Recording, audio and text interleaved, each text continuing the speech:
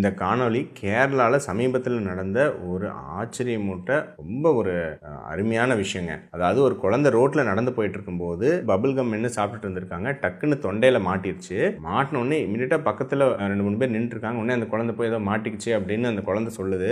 இமீடியட்டாக ஒருத்தர் அந்த குழந்தைய கட்டி பிடிச்சி வயிற்றில் வந்து ப்ரெஸ் பண்ணுறாரு, துப்ப சொல்கிறாரு. சில மென்யூவர் பண்ணோடனே அந்த குழந்தை வந்து துப்பிடுச்சு. இமீடியட்டாக வந்து அந்த குழந்தை வந்து நல்லாயிடுச்சு. ஸோ ரொம்ப ஒரு எனக்கே வந்து ஒரு ஆச்சரியமூட்டும் விஷயம். சரிங்களா? என்ன அப்படின்னா இதை வந்து எல்லாருமே தெரிஞ்சு வச்சுக்க வேண்டிய ஒரு விஷயங்க.